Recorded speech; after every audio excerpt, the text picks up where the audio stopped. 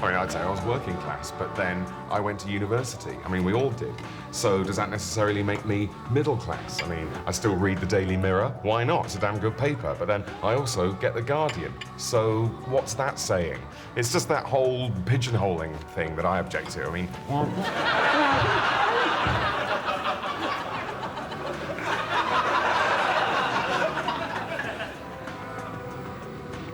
Steve. What?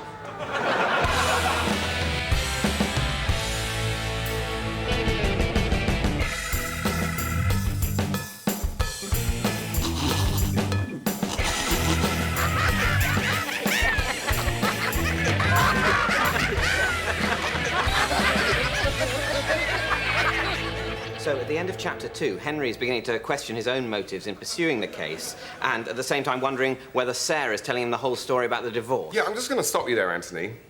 Sure. I mean, yeah, but, I mean, we've just reached the end of Chapter 2, and I can't for the life of me tell you what the hell's going on. I mean, you know, Henry, Sarah, these are just words, really. Right. I mean, it's great. It's all great, Anthony, obviously, but I just wonder, I mean, just as an example, I mean, not this at all. Don't do this. But what if, say, the main character dies at the end of Chapter 1? I mean, not that, but I mean, something like that. I mean, not like that, but yeah. I mean, what if, I mean, not this, ignore this. What if Henry, although obviously not, if he had sex, I mean, not sex, but sex right at the beginning with Sarah? I mean, not Sarah, but, you know? Henry has sex? No, forget the sex. I'm just throwing things out there. I mean, you're the author, Anthony. You've got the talent. You know what you're doing. I'm just here to help. No, I appreciate that. Yeah, so what if it's not that, but it's Jaws? Well, isn't there already a book called Jaws? Not Jaws the shark, but yeah, maybe a big shark. And, I mean, not that, but Sarah falls in love with a shark. Sorry, Sarah I mean, falls just in love... that kind of thing. I mean, maybe it's not a shark, but it's a squid or a pebble or a policeman. You know, I mean, not them. None of them. Yeah? So... I am making sense, right? I mean, not sense, but, you know. Yeah, so at the start... Well, not the start, but yeah. Henry either dies or has sex. Yeah, neither. Leaving not Sarah... Oh, no, God, no, not Sarah. Unless it's Sarah. to fall in love with, or not in love, Ooh. with a shark, a squid, a pebble, a policeman, or none or all of the above. That's it! That is it! Write that! Absolutely write that. Or don't. OK, guys, this sort of scene can be a bit embarrassing, so just try and be as relaxed as possible. OK, yeah, sure. Yeah. Turn over. Sound speed. Scene 28, take one. Marker. And action.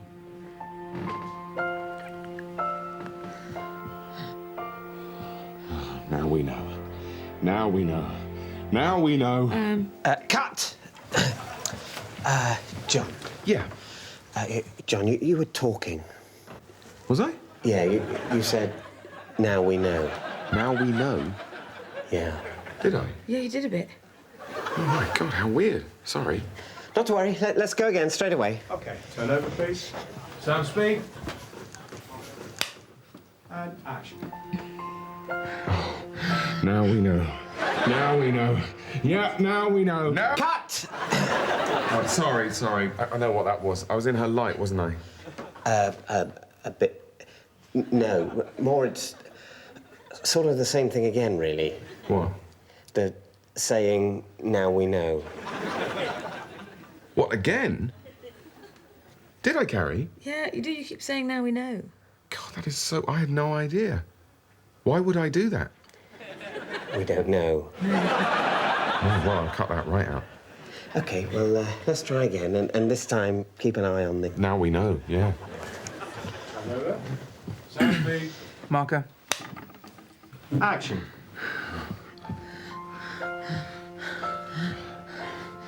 Oh, now we know. Now we know. Now we know. Now we know. Now we know. Now we know. Now we know. Cut! You're both doing it now. Oh, you're kidding. Are you doing it now? Apparently. Right, look, let's go again, but this time we won't take sound. We'll get the pictures, I can talk you through it, and we can put the sound on afterwards. Okay. Mute board, please. Turn over. And action. That's great, John. Yeah, lots of passion. Yeah, that's good, Carrie. Mind the shadow there. Maybe roll round a bit. Yeah. Yeah. Oh, yeah. Now we know.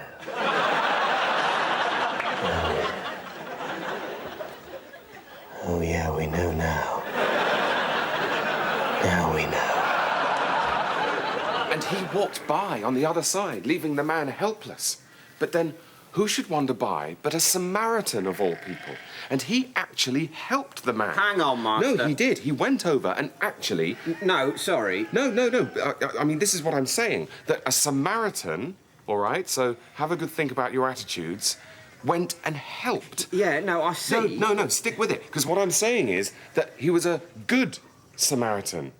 That's good Samaritan, if you could imagine such a thing. Yes, I can. I think we all can. Yeah. I know there's a lot of prejudice against Samaritans, which is terrible. But I'm sure I speak for everyone in this room when I say that there are loads of really nice Samaritans. Yeah, some of my best friends are Samaritans. Yeah, me and the wife went on holiday to Samaria last year, and they were lovely people. Couldn't do enough for you. Yeah, so what I'm finding offensive, and I'm sure I'm not the only one, is your unreflecting acceptance of this cliché that all Samaritans are wankers. No, I'm saying he was good. Yeah, but you're implying that the fact that he was good is worth a story in itself. It's some kind of weird curiosity, like an albino Nubian. No, I'm saying that goodness comes in unexpected places. Yeah, and I'm saying that the fact that you wouldn't expect goodness from a Samaritan betrays your inherent racism. Okay, all right, that's a big word. Let's just take a deep breath here. I didn't mean to offend anybody. That's the last thing I intended. I didn't realise there were any Samaritans in the room. No, that's not the point. Or Samaritan sympathisers, you know, Sammy lovers. Oh, I can't believe I'm hearing this. No. I didn't realise it was such a PC environment here, and I suppose I thought that having what was only intended as a fond pop at our Samaritan neighbours, friends even, if you like, would not be inappropriate in the context of a story which is, after all, about goodness. And at the end of the day, it is only a parable. What, it didn't really happen? Well, of course not. A Samaritan tosser wouldn't do that for his own grandmother. Jesus Christ! Jesus. What?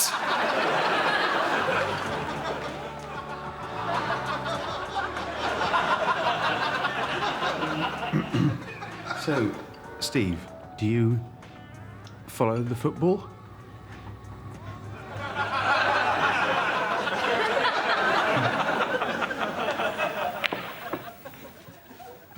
Painted Lady romped home in the third. Yes! Oh, and that's a bad miss. Oh, yes, he thought that was in. That is a shame. Look at the way Jimmy Logan's shoulders are sagging as he retreats from the table. Another blow to the people's favourite in what has been, as we all know, a very difficult 8 or 9 years for Jimmy. Well, he's certainly been struggling for form. He's been struggling for money, is what he's been struggling for, Peter. And he's not earning any sitting there watching a much younger man clear up. Yes, young Terry Stevens there, potting away like the whole world's made of pocket. While Jimmy there is out of pocket in more ways than one.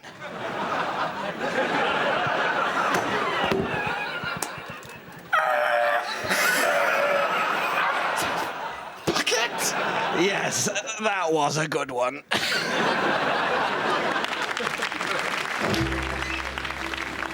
Oh, yeah. God, you got wiped out. You okay? Yeah, you know. Tough day on the ward. Yeah. A couple of new admissions. Little lad with a pronounced heart murmur. Poor little kid. I think he's going to pull through, but Sari is back on the ventilator, which meant I had to liaise with the consultants at King's. Those guys. Exactly.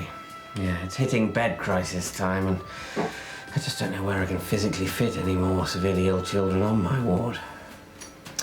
Still, listen, sorry to unload on you. How was your day at the ice cream factory? Oh, you know, fine. Come on, it's okay, you can say. Well, I guess it was a bit of a hard day at the ice cream factory. Right. Poor you. I mean, compared to your day, it was nothing, but... It's fine. Listen, we've been through this. Just because I'm a paediatrician dealing with severely ill children doesn't mean that you can't have a tough day tasting ice cream at the ice cream factory. Well, just really trying to push the rum and raisin thing, you know? Trying to ride that whole kitsch revival that bombed with Raspberry Ripple. You remember that whole shitstorm? Look, we've got a similar situation, which is I'm having to spend a lot more time than usual on the ward for children who, sadly, we know just aren't going to get better. And it's hard because, you know, you look into their parents' eyes and you really just don't know what to say. Yeah, that is quite similar, isn't it? You know, sometimes, Keith, I feel that ice cream tasting isn't somehow as important as looking after sick and dying children. Oh, of course it is. Look, I work hard saving children's lives, but you work just as hard ensuring that they've got some lovely ice cream to enjoy when they do get better. Yeah, that sounds good. Right, I'm going to go up and do some coursework for my human rights law degree. What about you? Oh, I think I'll just stay down here, wanking.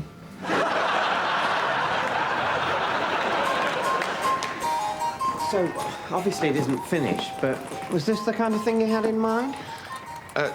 Yeah, I tell you what it is, Leonardo. It's definitely along the right lines, but can I just throw something in? I mean, just as an example. So, I mean, not this. But if it kind of came, like, I mean, not this. I mean, obviously, not this. But if it did a kind of, you know, I mean, not this at all. I mean, you're the artist, so you probably do this much better than me. But if it was more kind of, well, that kind of, yeah? So something like that. I mean, not that, but that.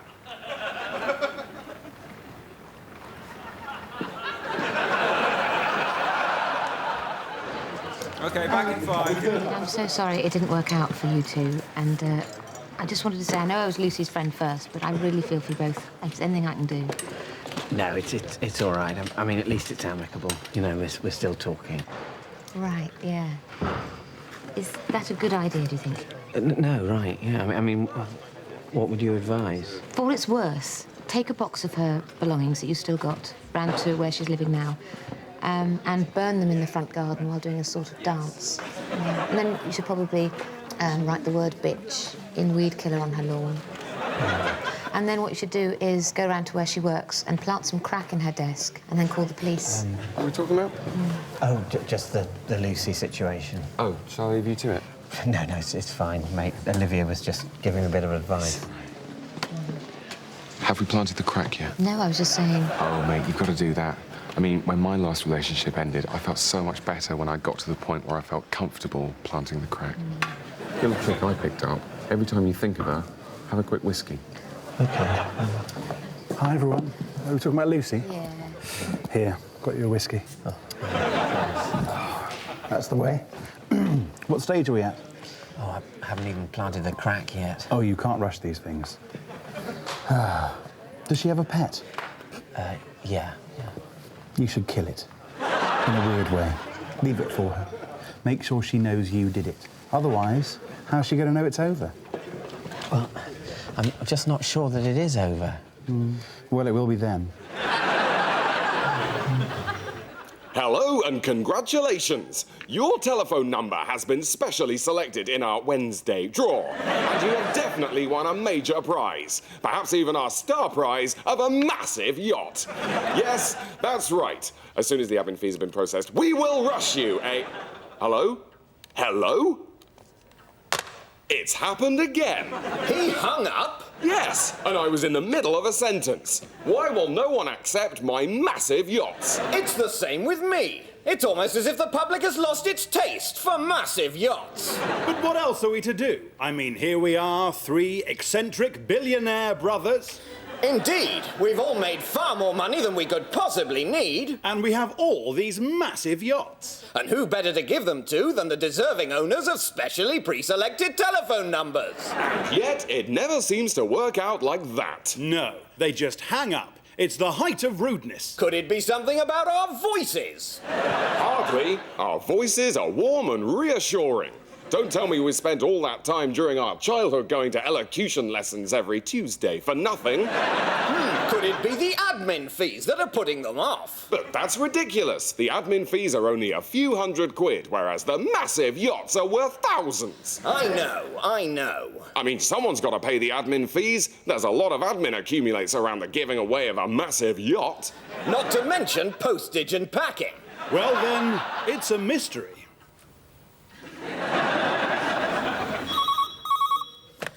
Yes? Yes? Yes? Brothers, all aboard one of our remaining massive yachts. We may already have won a timeshare in Florida.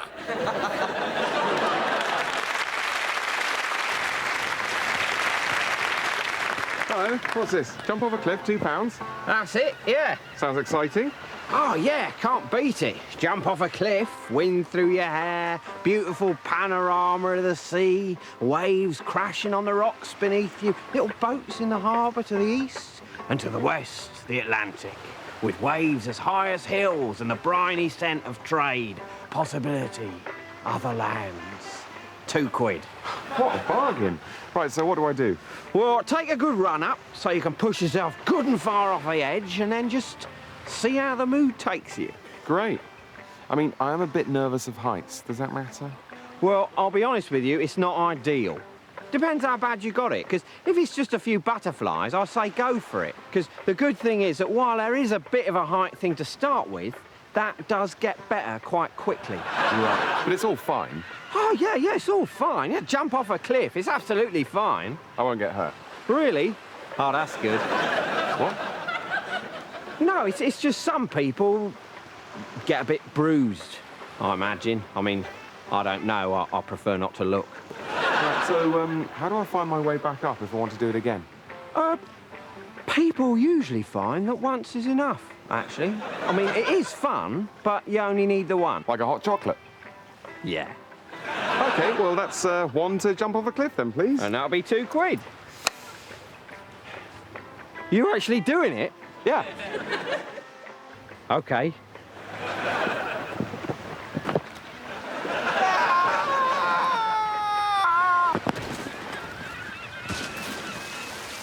Try to stop him.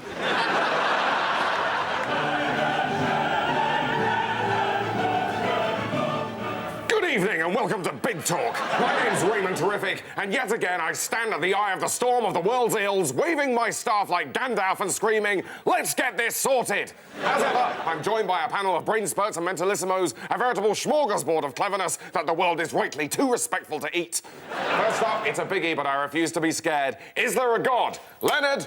Well, this is an age-old question. Answer can't be as long as the question, Leonard. Do not show you're working.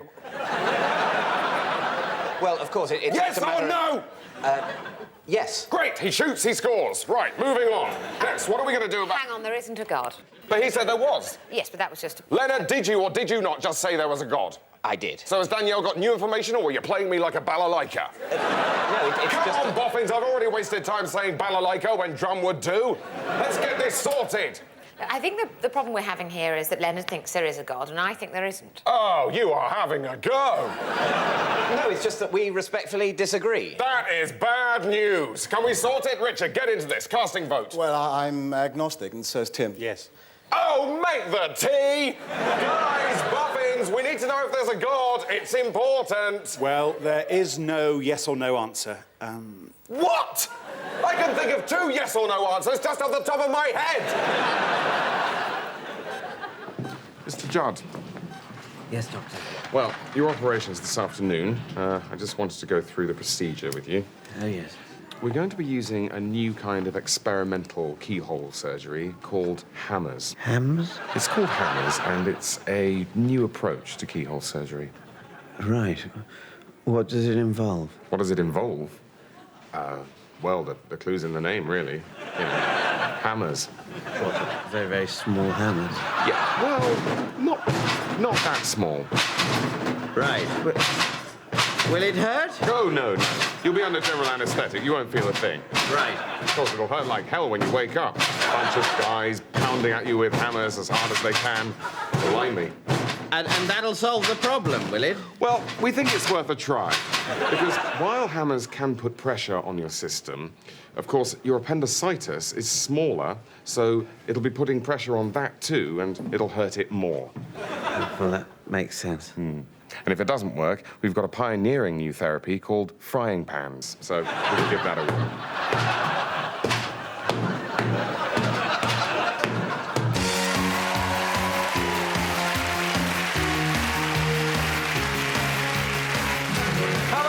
Welcome to another edition of Number Wang, the numbers show that simply everyone is talking about. Yes.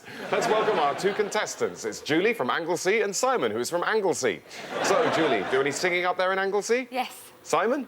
No, no, no, I don't sing in Anglesey. Why would I sing? For can't you see, I cannot sing. Oh, what a shame. Right, bit of a change this week on Number Wang, because instead of starting with round one, we're going to start with round one. So, let's play Number Wang. Julie, you go first. 7. Simon? 2. 46. 8. 1.5. Nope, none of those are Number Wang. 50. No. 9. Naught. No. 1,000,000. No. Infinity. No. Infinity and a half. You can't have infinity and a half. Oh, 5.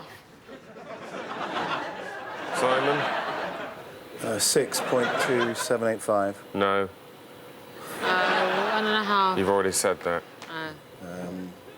Vase. That's not a number, Julie. I can't think of any more numbers.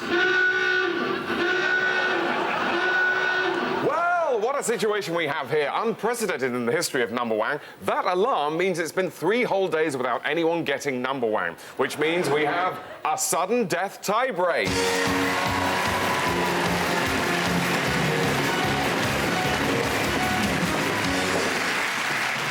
Julie, Simon, please step into the pods of sudden death.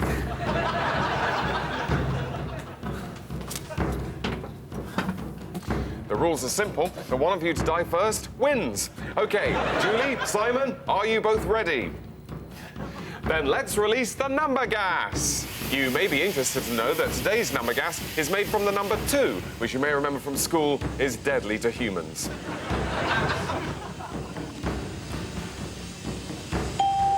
Yes, Julie's gone. That is Number Wang. Well done, Julie. Simon desperately trying to inhale the deadly number gas there, but it's too little too late. Simon, you've lost. Join us next time for more Number Wang, but until then, good Number Wang! Oh, well, that's brilliant. Thank you. Great news, guys. The bank have agreed the loan. Oh, that's great. So now we can go ahead and start up our own dry cleaning business. Great! No more working for other dry cleaners. Finally, we can really go it alone. So, the last thing to decide is, what should we call it? Well, I think it should definitely be a funny name. Yeah, a funny name, like a hairdresser's that's called Fringe Benefits or A Cut Above. So what would one for a dry cleaning shop be? Well, I've had a thought, actually. I mean, I think it's funny. It's certainly a phrase I've heard, but I'm just not quite sure what it means. It's touching cloth. Oh, great. Touching cloth.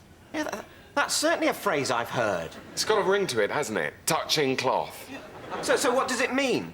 Well, obviously part of what it means is what we would be doing. You know, as dry cleaners, we'll spend most of our day touching cloth. Yeah, yes, and of course our customers who bring in their clothes for us to dry clean, they'll all be touching cloth as well. You know, as they hand the clothes over, they'll be touching cloth. Well, great, that all works out brilliantly. And what's more, what I think will make it funny is that I think that touching cloth has a double meaning. It's just, I'm not quite sure what it is. Right, well, that's great, but I think it's probably quite important that we find out exactly what the other meaning of touching cloth might be before we call the sign right or get the notepaper printed. Yeah, does anybody know what the other meaning of touching cloth is? I know. Oh, great. Is it funny? Yes, it is. It is funny. What is it?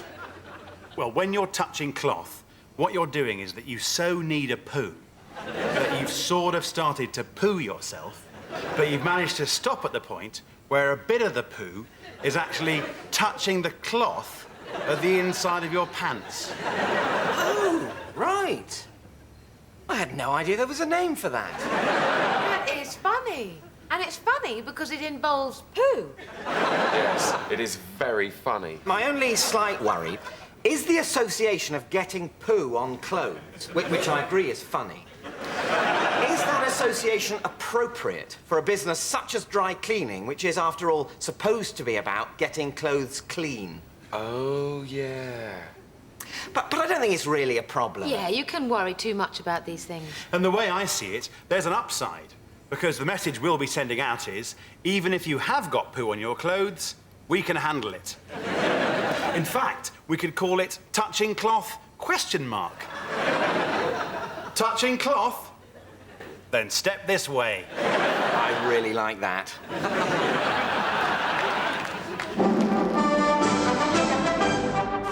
So, Mr. Winkleman, tell us about this rather splendid vase that we're both looking at. The vibration. The vibration. I can't stand it. It's all right, Mr. Winkleman. It's quite normal. It's just the thermonuclear radion machine that we use to generate the television. It's quite safe. Although, a rather amusing side effect is that all of our real hair fell out in the first 48 hours. So, you were saying, the vase. Yes. Well, it's a family heirloom, which I think dates from 1760s. Well, that's fascinating. And I'd just like to point out to viewers that it's only through the new magic of television that they can actually see us looking at this vase and describing it to them. Have you got hot balls, too?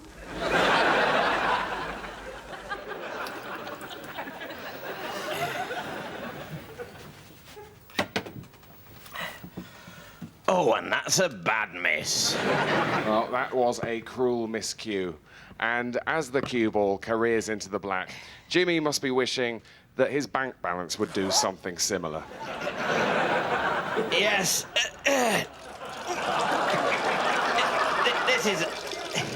This is a tough game. Jimmy knows that, but what on earth possessed him to think that horse racing was going to be any easier? He called it an investment, but in reality, he was just hanging around Ladbrokes when he should have been practicing his long pots. And the results are there for all to see, on his careworn face, with its bad wig that no longer matches his remaining hair.